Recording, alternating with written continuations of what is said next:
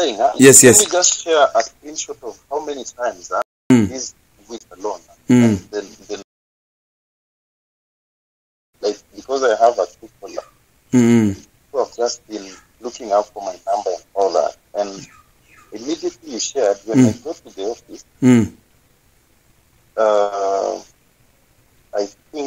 I think this is big than the way I was imagining. Because I've received so many calls and so I just have to tread with some caution. A lot of caution. Yeah, because those calls are not just for no meaning. Because these are people that have never called.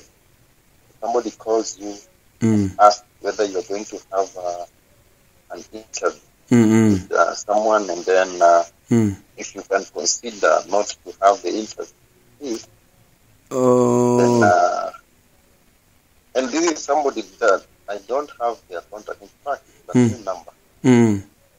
And several calls, not just one. So I don't know. I'm not scared, but I'm treading with so much caution because now I think there is so much interest on this. What do you think? I think Kubende was your friend. Yes. And more or less a brother to you. This is Ikue Updates. Kama mbaya. I do. Yes. Good evening. Good evening. This is Wafula. From where? Wafula is from Nairobi. Yes. And okay, I've been following part of the conversation you've been having in regards to the case that we have at the moment. Yes. And I felt maybe I could call you and speak about it in my own way. Okay. I've interacted with Kubende in Nairobi since last year, May. And then in May we just met, and then in June, yes, he started coming to my office in Nairobi. The clip that he shared, you saw the clip that Joseph Kubende shared on 27th of February, having a meal with my people. I don't know what you mean by your people. Pardon, that is the caption that he had put on that clip. You see, when you go to his page, yes, on the 27th date of February, Kubende shared a clip at the Java in company of 3 people. And he captioned it having the last drink, or I don't know, something to do, something of sort with my people. Yes. I'm one of the guys in the clip, and I'm the one who took the clip. Okay. And he's been coming to my office, and most of the images, even the ones that are being shared now, I'm the one who has been taking them. Okay. And I interacted with Kubende when he went to, before the, what do you call it, the housewarming. Yes. And before, just the day, the same day that he was going to the US. And immediately when he came to the country, he came to my office as well, and he left my office at 9 p.m. So I just followed your page, and I got the number, and I decided to call, and felt maybe there is something I might speak that might make sense all right, to whoever might be interested to hear. Yes. Yes. So we've been staying so well with Kubende. He's been coming up, like most of the time he's been operating from Bahai. And he's been coming to Nairobi, and whenever he comes to Nairobi, he's been coming to the office at Bazaar. I'm based at Bazaar. And whenever he comes, he has a lot of things that he's been doing, though I don't know exactly what he's been doing, but of course he meets people, even the sisters, his sisters, the one that went to the US just recently. Yes. I think the nurse, they came to the office, and they were doing it at my office. and he processed everything for the sister, and the sister was able to fly to California. What was that he was processing? He processed the passport for the sister, as well as the visa.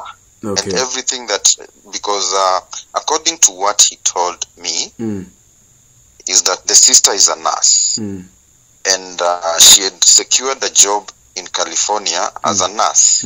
So, and she didn't have a passport. They came, I think, and even the nieces and the nephews have been coming to the office, and even the emails that I've been sharing, the images wherever I take, I have the record of that. So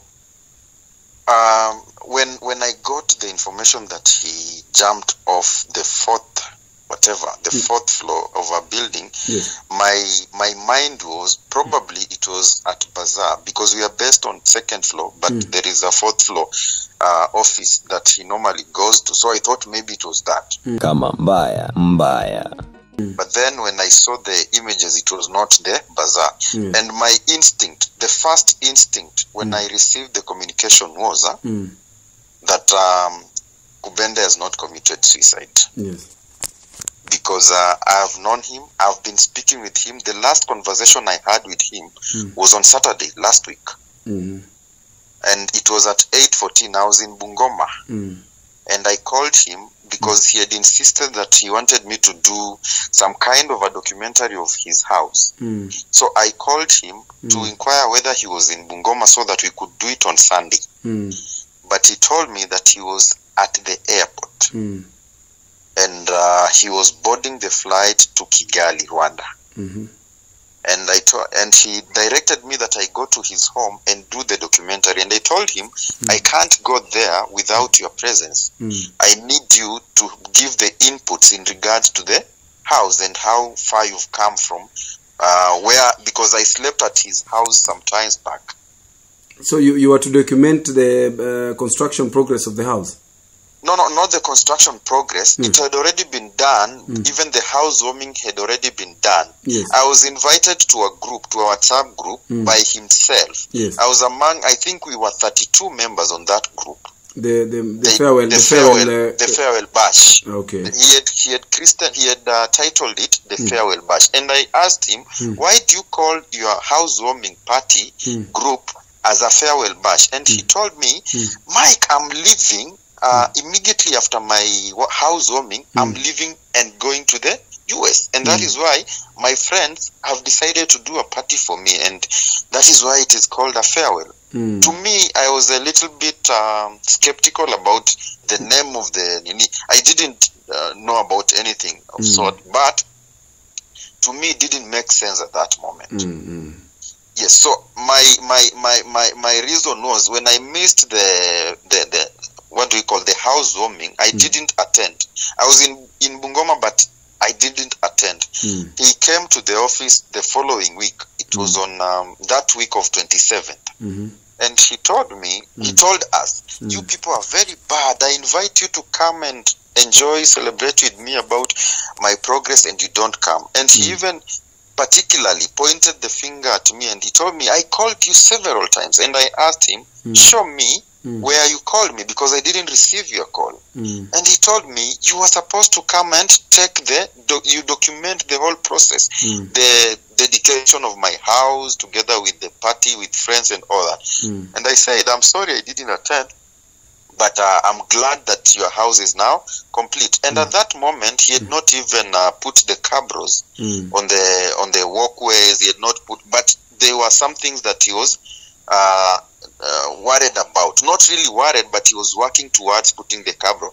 He mentioned that he had constructed what do we call a parking lot that can accommodate 6 vehicles. And he also mentioned to us that he had drilled water, and now he no longer rely on water from the Zoasco. And his next plan were to put the cabros, to put the landscape, as well as to put the solar, so that it completely do away with Kenya Power as a sole source of energy. And I say, that is good, bro. And then he said, let us go and have a drink. I'm going to buy you breakfast. This is Ikue Updates. Kama mbaya, mbaya. He wanted me to call one of my other colleagues in the office called Ngubesi. I don't know whether you know Ngubesi. I know him. I think his first name is Peter? Yes, Peter Ngubesi. Yes, I know him. Kama mbaya, mbaya. Yes, and I called Ngubesi, but Ngubesi was not in the office. And Ngubesi told me, mwambie, akuachie pesa yangu ya breakfast because I'm doing something. And then he insisted, no, you come, I want to buy you breakfast. Akaniambia, insist, just call him to come and find us here at the Java. So we went to the Java, myself with Kubende. We got up to the upper floor. We sat at the balcony side. We were looking at the Nation Center. And then I called Ngubesi. He told me he's at Nation Center. And then I advised him to come. So he joined us. And we were, myself, Ngubesi, and Kubende. And he started showing us the house, how he had painted, the finishing and everything. And we were just happy for him. And he said, now, today, I'm traveling to the US tonight. Kama mbaya, mbaya. Yeah, so after that, then he went to the US. So the next time I saw was the image that was shared on the group of him having a layover in Dubai. And, okay, of course, people were saying all the best, wishing me good luck and all that. And then eventually, again, I saw other images that he shared that he was in Seattle.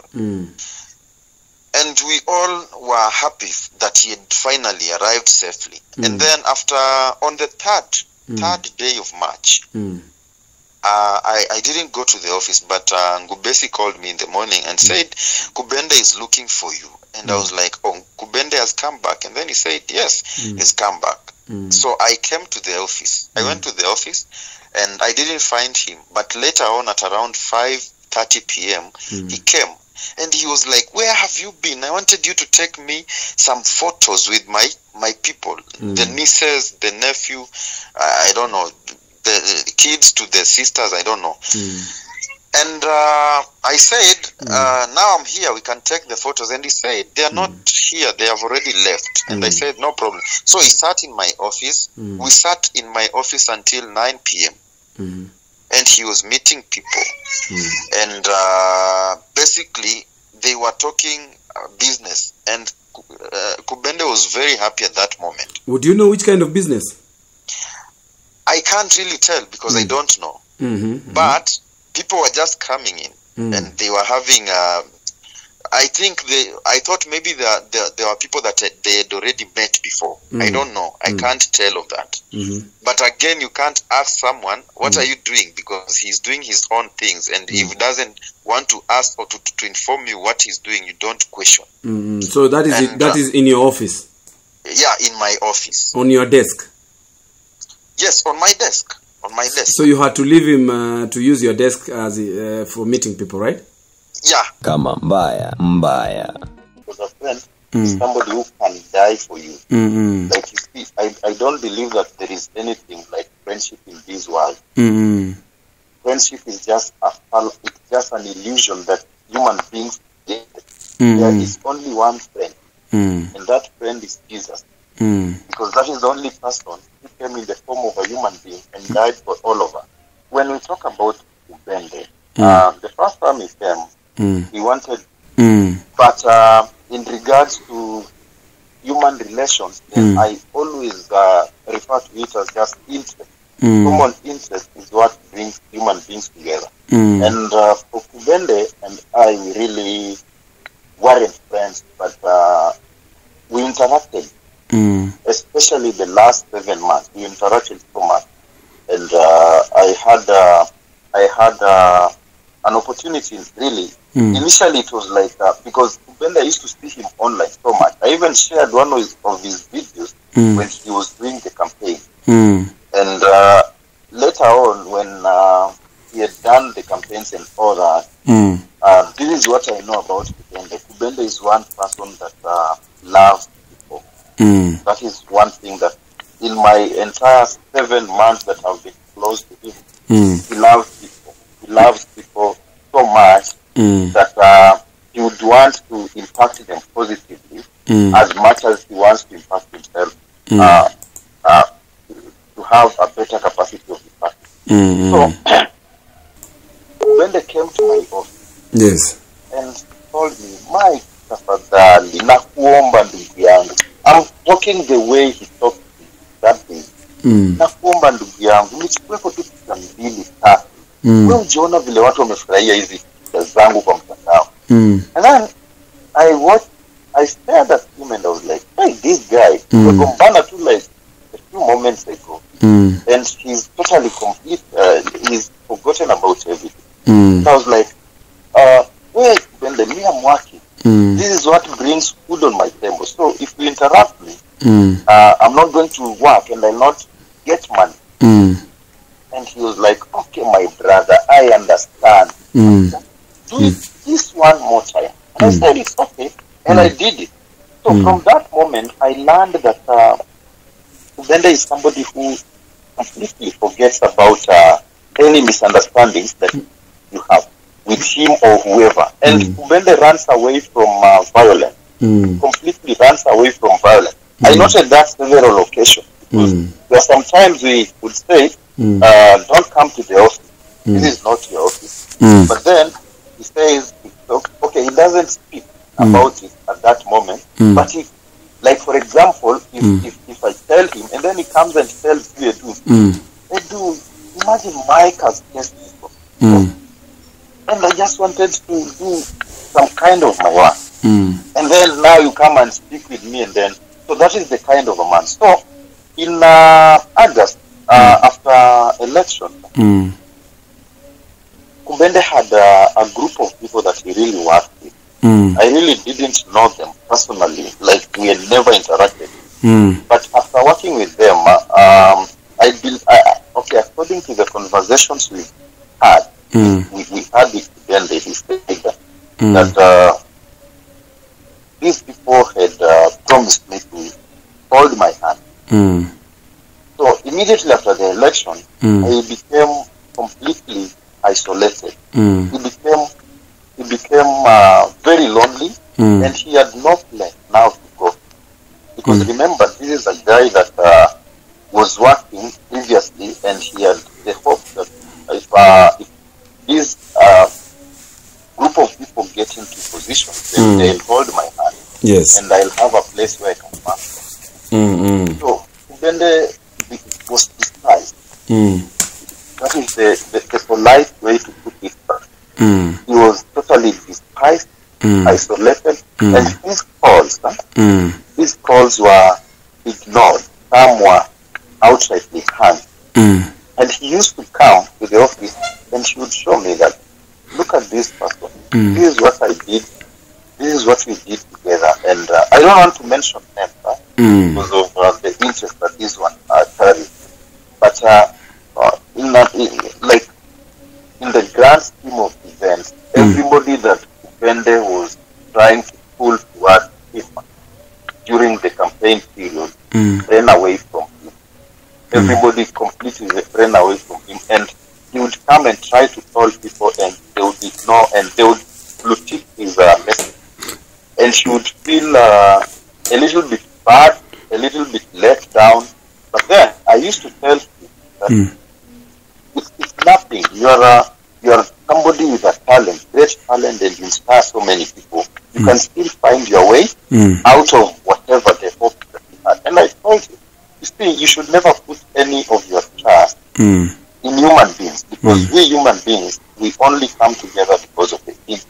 And our interests no longer exist, or no longer converge, or are no longer symbiotic and live. And at that time, he told me that he would like to go back. You'd like to go back where? To school, to the university. He had enrolled at the University of Nairobi, at the School of Law. In the School of Law? Yes. You know, he was in the School of Law in 2018? Yes. Thereabout. Would that be the... He had deferred or something. I think he had deferred the studies, or I don't know. But in September, November, he showed me he opened the student portal Mm. of the University of Nairobi. I am an alumni of the University of Nairobi, so I understand. And she was like, I don't know, I forgot my password to the online student portal, so I cannot get into register my unit. And she bought a laptop. She bought a HP laptop. That laptop that he bought was inspired by my laptop. He came to my office, he found me working on my laptop, and he said, I want a laptop exactly like this one because it is light, it's sleek, and it has the modern features. And then I told him, if you want, I can find one for you. But he didn't, when he left, he came with the same laptop like mine. And the reason why he bought the laptop, he told me that he wants to finish his degree because he had left, I think, 4 units for him to graduate. And the school fees had been paid. I think the school fees was paid by a well-wisher or somebody that he had supported. I don't want to mention the name as well. And I remember on that day that he came with the laptop, and he wanted us to help him get onto the system on the student portals. He was given 100,000 shillings by his well-wisher. I think it was meant to be used for his studies because the school fees has been paid. So the 100,000 was supposed to be used as a logistical whatever cost some time, and then What could be the interest of the well-wisher to give 100,000, man?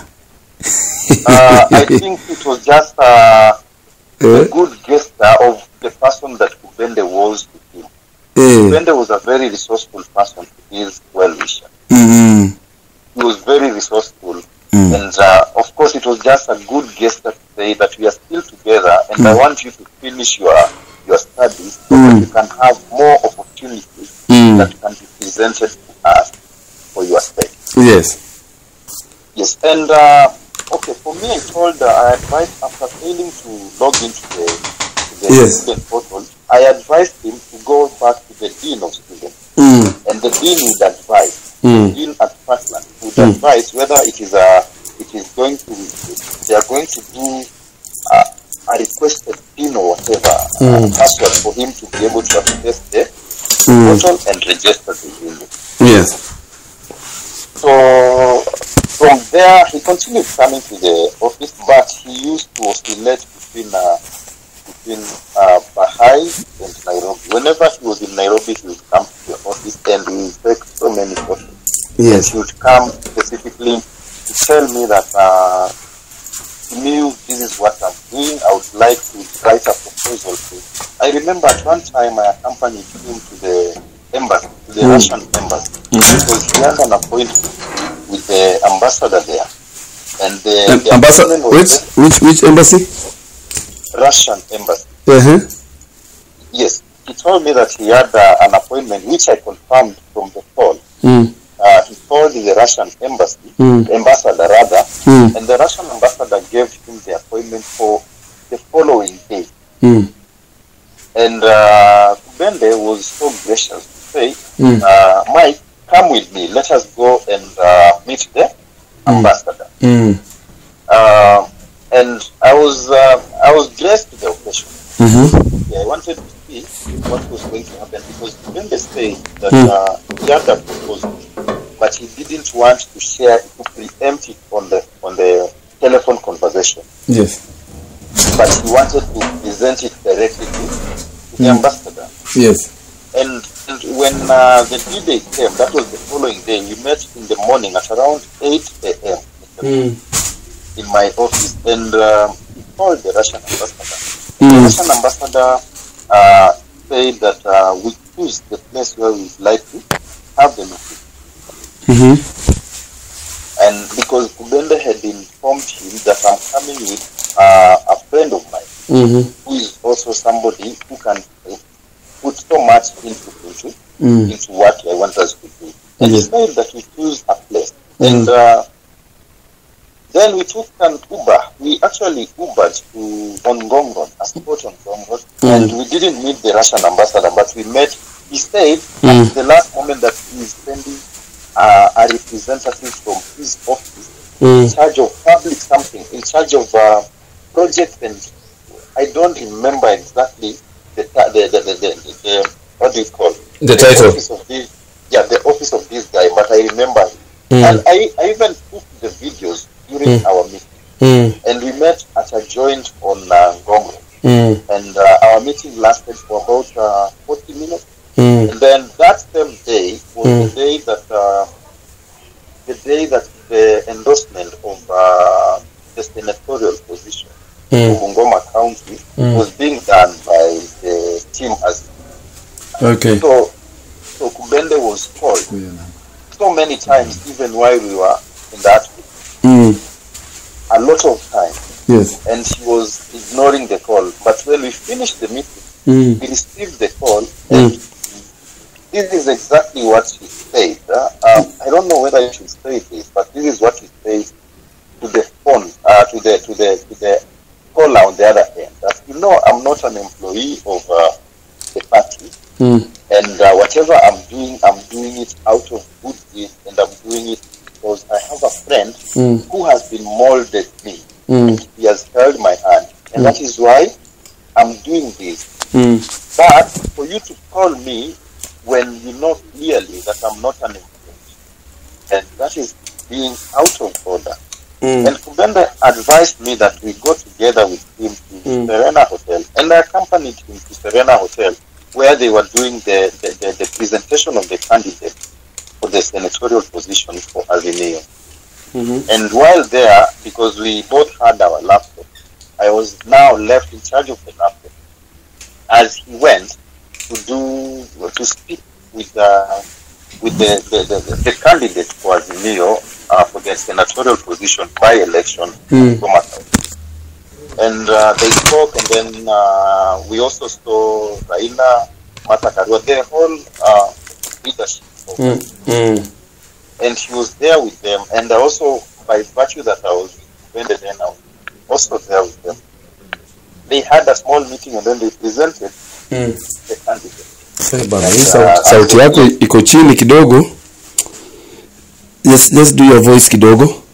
Yeah, so they presented the candidate, and that was the flag there. Yes. And then the campaign time came, of course. I didn't really follow what happened. But, he participated in that campaign. When he came back to Nairobi after the campaign, so when he came back, he told me that Mike, I would like to build my house to complete it, because he was actually doing the construction, and it had stalled for quite some time because of lack of enough finances. There were constraints with his finances. And he told me, I really want to finish this house so that by December I'll be able to have a housewarming. And I actually went to his house. Yes. I actually went there and through the tour. The other house, there is hii nyumba ya ghorofa iliongezwa. Hii ingine ndiyo alikuwa anaishi, but hii ingine iliongezwa ya ghorofa. Yes. Be there, and I was advising him, hapo unaweza kuwa na bar because you have friends with me. Hapo unaweza kuwa na cinema and all that. He took me upstairs. It was let's say 70% complete. 70%? And complete. Oh, okay. The house was 70% complete. And then the following morning, he took me around his home. He showed me his plan that I want to clean water instead of using the water from Wasco. I think if I get money, we should drill so that I can have a proper water supply in my home. So, on the first now, in December, he was not able. Remember, I told you that he really wanted to finish his house by December so that he can have a housewarming in December. But he didn't have the opportunity to finish, to complete the construction of his house in December. So in January, we resumed work as well after the festivities.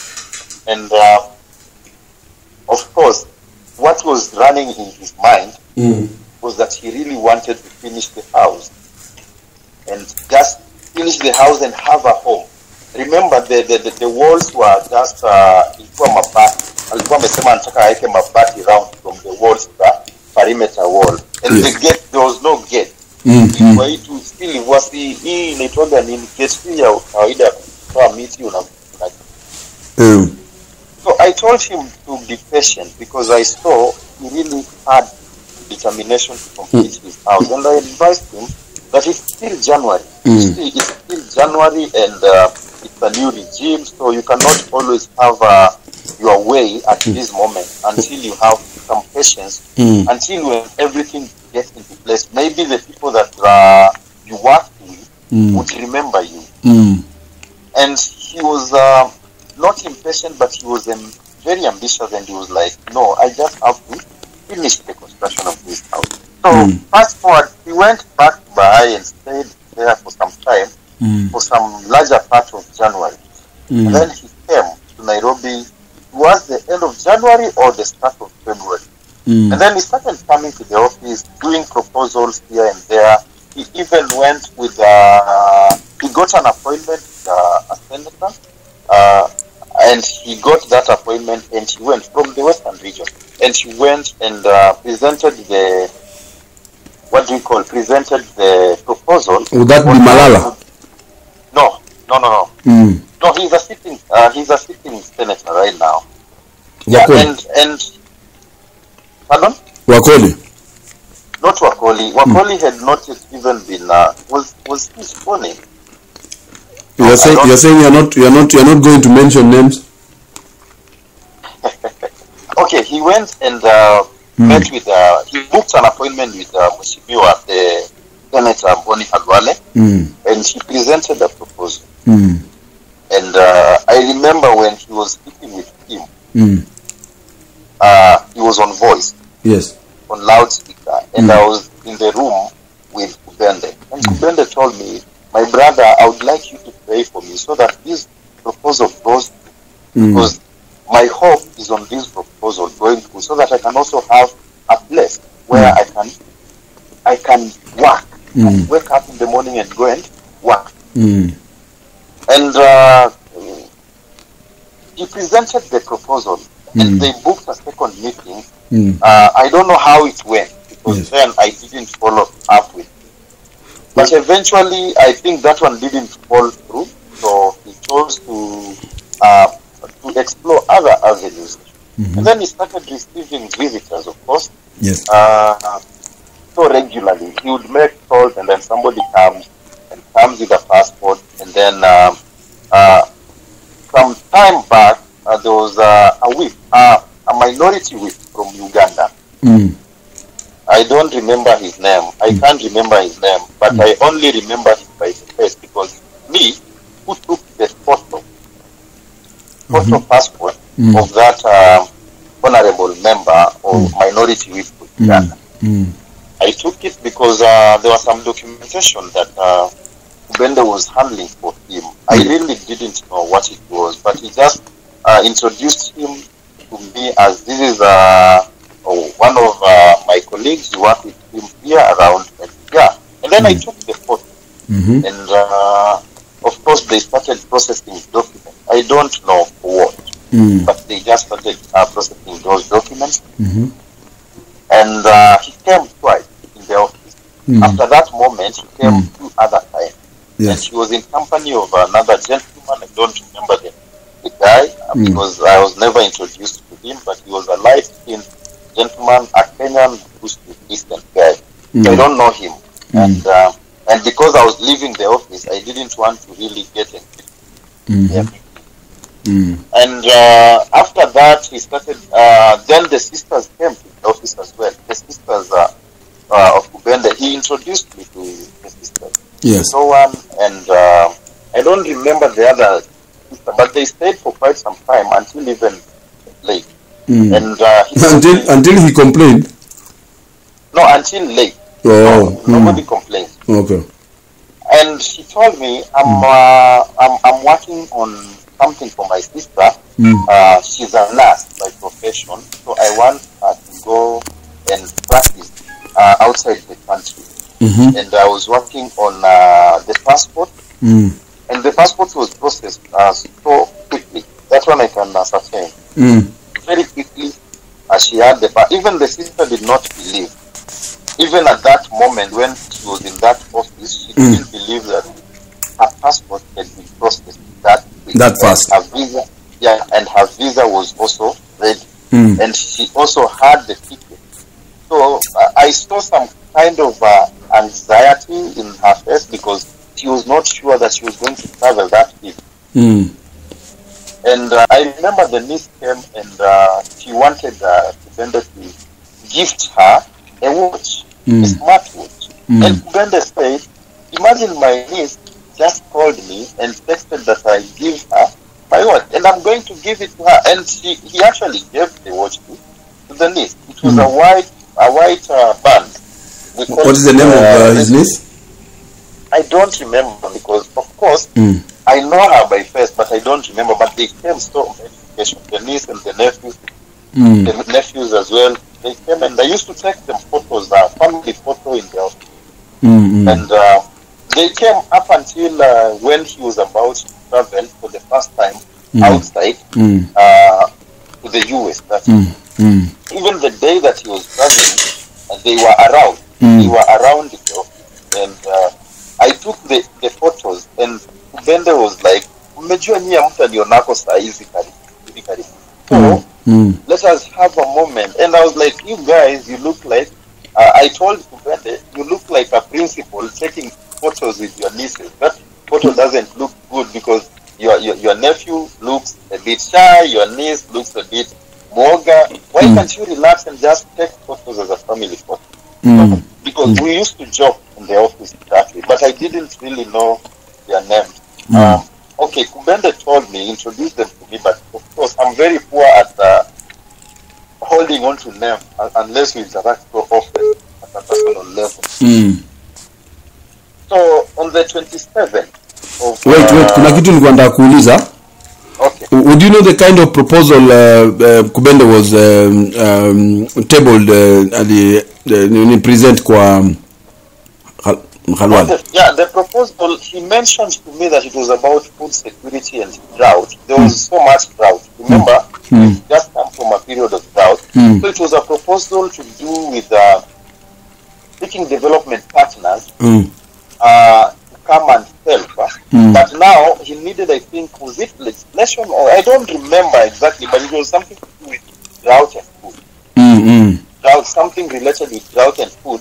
But Kubende was like a middleman to write a proposal to someone who will then have an avenue to come and, I don't know, have a technical assistant to advise in regards to that. But it has to go through legislation. And the easiest person, not the easiest, but Nani was very close, not close, but he was very, ni mtu alikuwa available, the senator alikuwa available because he was the one that he was the one who even advised him on what to do and how to go about the proposal so that it can be approved. Yes, so I think it was a bit, I didn't know the details, too much details about the proposal because I was not part of it. But I knew it was about food and drought mitigation, and I don't know, but it was around the two combined. And Kubende was supposed to act as a technical advisor. He was just an intermediary between the government of Kenya and the development partner. Yes. Yes, so fast forward on 27th, I got to the office so early at around 8. 27th, is it 27? Yeah, 27. There was a match that had been played the previous weekend. I think it must be Barcelona, one of the Barcelona and Manchester United match. And in that week, hakukuwa na European match ya Arsenal. So Arsenal had also played with I think Brighton that same weekend. I think it was a midweek. It was not a weekend. It was a midweek. Because the UEFA Europa comes in the midweek. Yes. And the same midweek, Arsenal did not have their UEFA match, so they had played their rescheduled Premier League match. They had won. So Kubende comes to the office and tells me, "Why didn't you come to my housewarming? I invited you to come. I personally called you, and I told Kubende you did not call me. You did not call me. Just show me the phone log where you called, and I didn't speak." Yes. Because they had even before we get to 27, that weekend, I think on 18th or something, on 15th, 18th, Yes. Kubende had already finished building his house. But he had not put the cabros, he had not put most of the things, but he had built the house and finished everything. And he wanted to have according to him, he wanted to have a housewarming. And he created a WhatsApp group. And that WhatsApp group, he titled it Farewell Bash, Kubende's Farewell Bash. I think it's Kubende's, no, it was Farewell Bash. No, it was Kubende's Farewell Bash. And he asked me if he could add me to that group, because I was one of the people that was close to him to that group. And I said, there is no problem. But when he added me, I saw Farewell Bash. And I was like, Kubende, why do you call your housewarming as Farewell Bash? And he told me, Mike, I'm going to have a housewarming. Immediately I finished that, I'm flying to the US. That is what he told me. So, I want to use this opportunity as my farewell to go to the US, because I'm going to the US to stay there for quite some time. And I asked him, you decided you're going to the US. Umeamua utuache kwa hii ekonomi yetu ya Kenya. Me, I have big dreams that I want to achieve. I have very big dreams, and one of the dreams is to ensure that I have a good life for myself. I have a good life for the people that I value and care. And I told him, I asked him whether he had done every arrangement, and he told me that yes, I'm telling you, it's me who is telling you that after the housewarming, I'm going to the US, and that is why it is a farewell bash. So I didn't go for that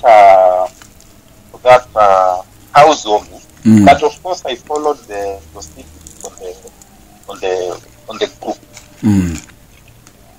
and they enjoyed themselves. So many people attended the housewarming.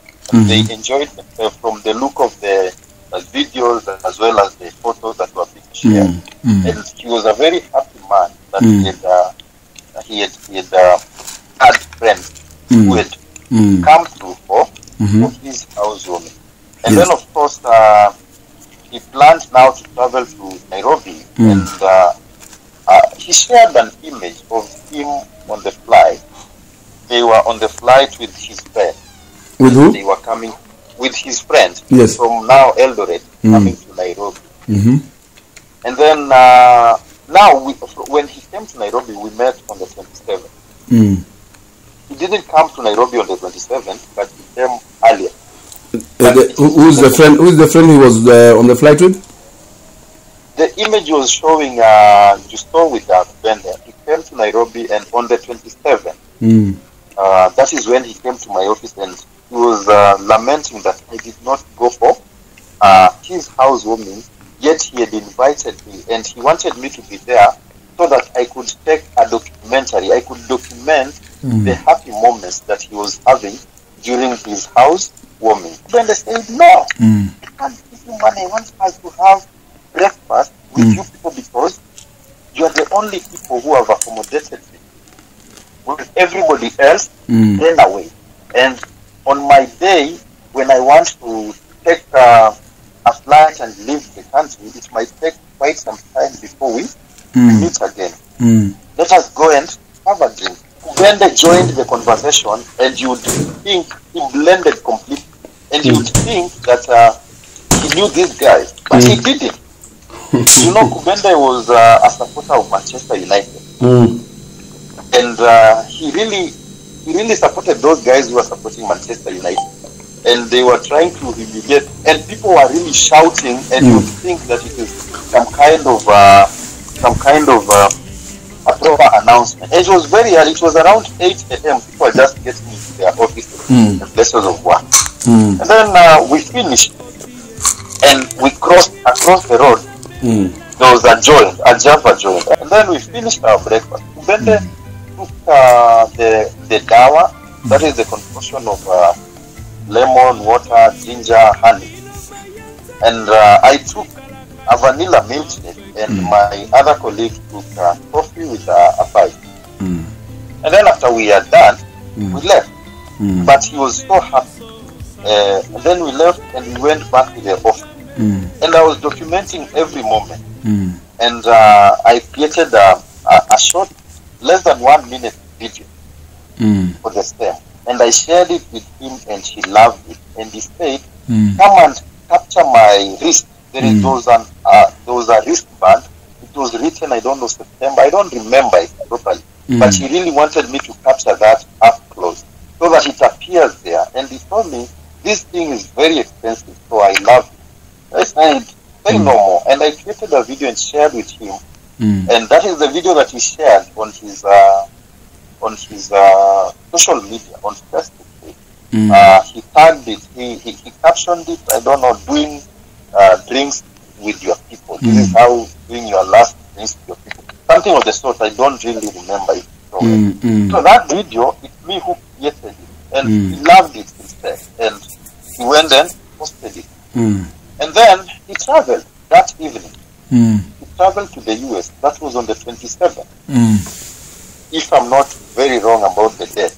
But that is the day he traveled in the evening to the US. And people were like asking whether he had traveled. That was on the group, on the WhatsApp group. Because everybody was now following his steps on that group. We were 32 members, if I'm not wrong. And they were following it. And he shared his first image while he was on the layover in Dubai. So, and then the next time he shared an image when he was in Seattle, in USA. And we really wished him well. It felt quite empty. The office felt quite empty, knowing that we were not going to see him for quite some time until December, because he said the earliest that he was going to come back to Kenya was in December. And it really felt, you see, somebody whom you are fond of, who just appears and disappears once in a while, and now you know he cannot like appear. There's that nostalgia that comes and kicks in, and now you just remember his work. And Kubende was a very good storyteller, so we used to remember his stories. Sometimes they were fiction, but we laughed together. And sometimes we told him, he knew kweli, and then he laughed. When he laughed, you know, he's exaggerated the story. And it felt really nostalgic for someone whom we've been sharing a lot of stories, a lot of happenings, someone that we've been sharing means, because remember, Kubende has had issues, and we were the people that had good with him, even I would say financially. Most of his supposed friends had really, they had distanced themselves from him. And he told me, it's not something that I'm imagining, he told me. That is what he told me. He would ask for some kind of a bailout and then to give. And then he said, Kubende would really praise you. And he would say, he would even compose a song just to praise your gesture of kindness to us for that moment. And then he laughs and then he goes. So that has been the journey until when he left for the group. Then, I think on the 9th, is it 9th or 3rd? I don't remember. But about maybe 5-6 days later, I was told by my colleague that Kubende would like to see. And then I was like, Kubende went to the US, I may come. And then he said, he's around. And I said, okay, I was not planning to come in, but I'll come later in the day. And he said, okay. And then I came to the office, but I didn't find him there. And on that time, We didn't actually meet because I stayed for some time and then I left. Yes. Sorry about that. So I left. Yes. And then on the 9th, he came at around maybe 5 p.m. to my office. And when he came to the office, he was so happy. Yes. Extremely happy. And you could see Kubende when he's happy. Sometimes he has that sense of arrogance. Yes. He tells you things. He tries not to demean you, but just to provoke you, so that you engage him in war of words. He really loved war of words, not in the negative sense, but just to try and tease you with words. So he was so happy, and he was like, so I asked him a question. Okay, why did you come early? Because we were expecting you in earliest was December. And he said, no, I've not come back. I just come back to finalize some things in my house and finish. I have unfinished business, and then I'm going to Rwanda. That is what he told me. In fact, were it that I had someone to do what I was supposed to do, I wouldn't have come back. That is what he told me. So I asked him, what was that you were supposed to do? And he told me, yes. Aren't you seeing that I'm meeting people? Yes. And then I was like, okay, I'm seeing you are having guests. And then he said, exactly. So why are you asking a question that is so rhetoric in nature? And I was like, okay, I'm sorry. I just wanted to know. And then he said, yeah, I told you I'm going to Rwanda. Tomorrow I'll be leaving the country. And he stayed in my office, and not tomorrow, but he didn't specify the date that he was leaving the country to go to Rwanda. So he stayed in my office until very late in the evening. And he was making numerous calls, and they were having, these were long calls, and speaking and meeting people. He was juggling between meeting people, asking for their passport, and the passport photo sizes and all that, and then speaking with other people, and then of course he also received cash, and from what I learned was that he was somebody who had cash at that moment. Yes. I don't know how much it was, because you can't ask a man or any other human being how much money you have.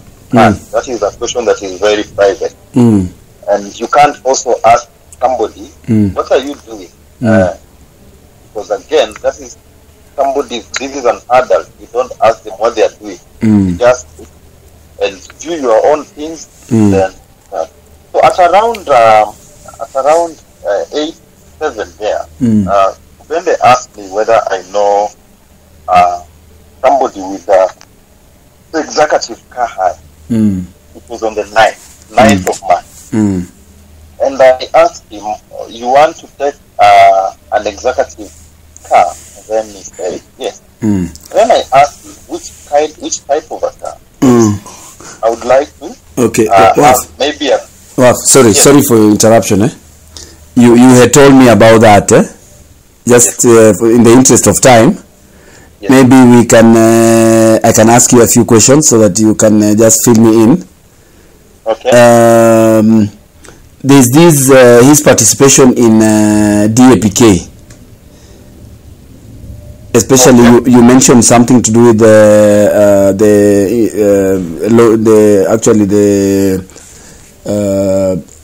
is it commissioning or launching of the senatorial candidate?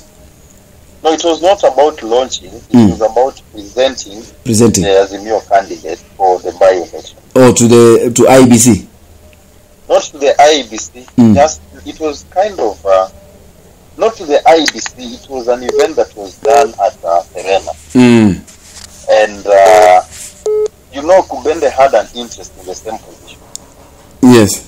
So my question is, yes. Kubende must have played a very important role in DAPK's elections or other campaigns. That one I can't justify. I don't have because it was just a by the way from a different situation. Okay. All right. Because I thought maybe I've heard very little about DAPK. So what Kubende said Yes. on the phone was, I think he was speaking with someone who was calling. Who was calling even when we were at the meeting with the Russian guy, Yes. the Russian embassy. And when he picked the call, he said, "You should understand that I'm not an employee of the party. Yes. And if you really want me to be playing some roles for you or on behalf of you, then put me on the payroll of the party. I'm only doing this out of the kind relationship that I have with my friend, who is a member of the party as well. I'm not doing it for the sake of the party. I'm doing it for the sake of my friend." So And the friend is? not get entitled. I wouldn't want to mention that. I wouldn't. I want to minimize mentioning names as much as possible because, of course, I doubt if that is defamatory. It doesn't amount to defamation. So it doesn't. But you see, some people might never want to be mentioned anywhere, especially when there is some kind of an situation that has befallen us. So it's quite unfortunate, but that is how it is. You see. And again, for myself, I don't want to be reported somewhere in future or wherever. So I just know that he was a friend to Kubende, and they were very close. And this friend actually supported Kubende so much, even just when everybody else was, even the school thing, the well-wisher that we supported. And I remember he got the money, and he gave me part of the money to go and deposit on behalf of him. And I did that. Deposit or for money for school, for going back to school? There was no tag on the what this money should be used for, but it was just some good amount of money. And I went and deposited. That is it. As in he gave you money, or someone gave you money? No, it was he got money from him, and Kubende got money from the well-wisher. Yes. And he gave me part of that money that he had gotten from the well-wisher, and advised me to go and deposit it on his behalf to his number, so that he needed to make some payment, but I don't know what payment. And I went and I did that. So and again, someone who is sorry.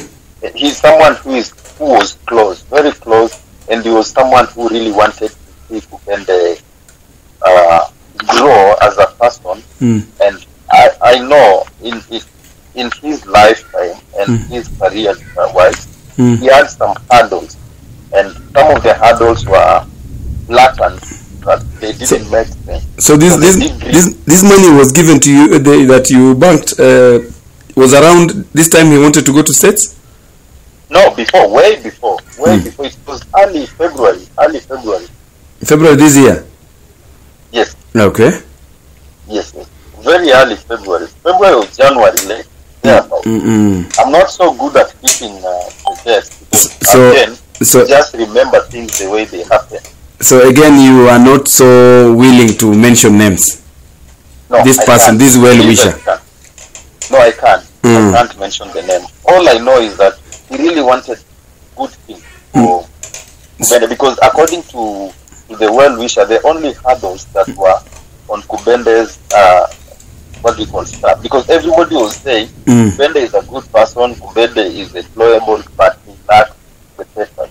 So this guy went ahead and helped him to ensure that he pushes him so that he gets the papers. And that is what Kubende, I'm talking it as what Kubende told me. That is what he told me. He told me, Mike, all the things that people are talking about is this. And now I'm pursuing it, so it's easy even for me to navigate. And I told him that is very good. So focus on finishing. There are only, according to him, there were only 4 units. 4 units is not so much work. Yes. Yes. So all I know, that is all I know about the well-wisher. That is what I know about, of course, the But well-wisher is in Kenya or was abroad? No, he's a Kenyan. He's a Kenyan. As in living here or abroad? No, he's never lived abroad. You know, you're guiding so much information, eh? No, I'm not. Yes, you are. I'm only being cautious. Is it because of the threats you've received? I don't know. No. You see, I'm mourning the person that I was close to. Yes. As early as late as on Saturday, had a conversation on Saturday. The one before on the week that we passed on. So sometimes it's good to not to go too deep into details, but to give information that also does help in a way. I'm just remembering him. Okay. This information is just to remember him. This is how I remember Kubende. There is no other way that I remember him. I remember him through what I'm saying. And because I've worked with him so closely for the last about 7 months. And the reason why he came and started using my office is because those people who were close to him deserted him, and they could no longer he could no longer reach them.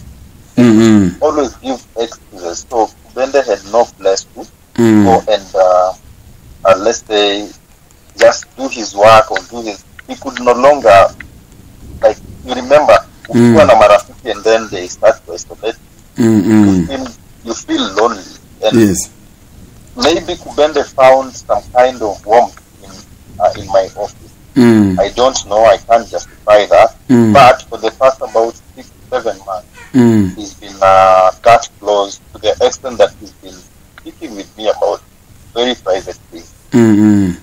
Yes. So let me ask you, my brother. Yes. You know, you have spoken about your personal engagement with our brother Kubende. Yes. But I strongly believe that what you are holding is much more than what you have shared. And in my understanding is, if whatever you are fearing could be, maybe something could happen to you if you mention things, then no, nothing will happen to me. Nothing will happen to me. I'm only, you see, I'm young. You can't mention names of your elders and secretaries. And for me, I think, especially the matter that we are talking about, matter of so much detail. We can't just mention names. We can't, because now, when I mention name A, the other name will bring in name B, C, D, and that is some kind. That is why I'm telling it so much for sure. I think it's good for us to wish that Kubende flies well with the angels, and we also just live his memory. And I'm living his memory by sharing with you, because this is what I believe is what is the image that I have of Kubende. Yes. And there is, you see, for him with the well-wisher or whoever used or have guarded the name, it really doesn't matter. The issue is the well-wisher really wanted good things for Kubende, and he went out of his way to do ABC for Kubende.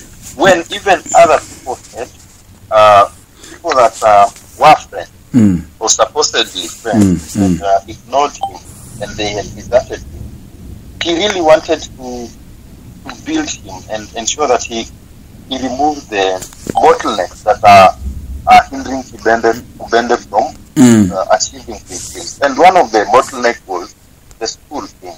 Yes. Yeah. Yes. Okay. Is it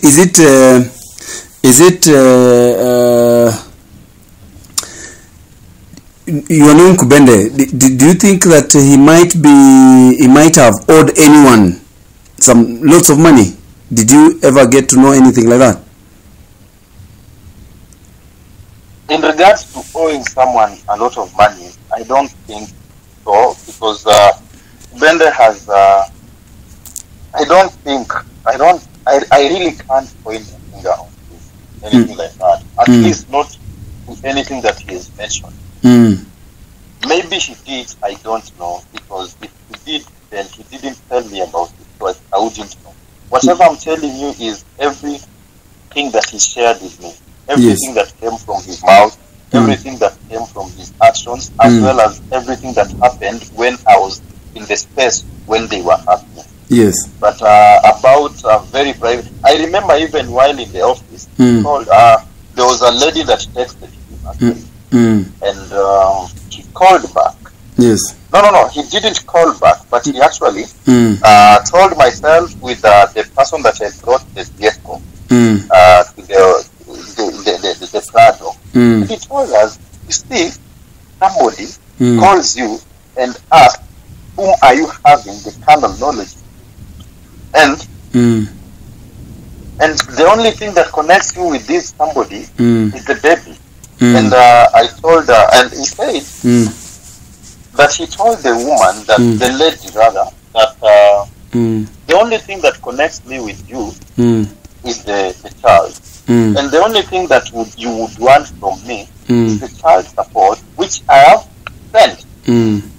So whoever I'm having carnal knowledge with is none of your business. Your business. Yes, that is what he said. And of course, Kubende went to the US, came back, and then wanted to go to Rwanda, went to book, hired the vehicle, went with the vehicle for 5 days, and then after that period, the next time we spoke was on Saturday. On Saturday at around 8:14. We spoke twice. We spoke at 8 or 9 in the evening for 28 seconds. And I called because now, at that time, I was in Kubende. And I told him that now that I'm in Bungoma, we can do the documentary of your house. Because you've really insisted that I messed you up by not doing the documentary of your house. Now I am in Bungoma. Can we do the documentary maybe tomorrow, which was a Sunday? And he told me, you can go and do the documentary.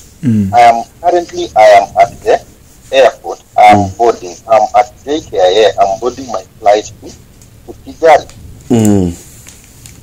And I said, I cannot go to your home if you're not there. Because the point of interest is your house and you. It's not about your house only. It's about your house and you. And he told me, I'll be coming back on Wednesday to Kenya on Wednesday. And when I come back, I'll give you a call so that we can figure out how to go about the document. Bro. Yes. Anything you would like to add? So I think that would be my submission. Yes. About how I celebrate Kubende, and I just wish him to rest in peace. Okay. So would you? I don't know whether you'd be available at 9:30. Okay, I'm traveling, so I'll find if it will be possible. Then I could be. Okay, so if you can join our live stream.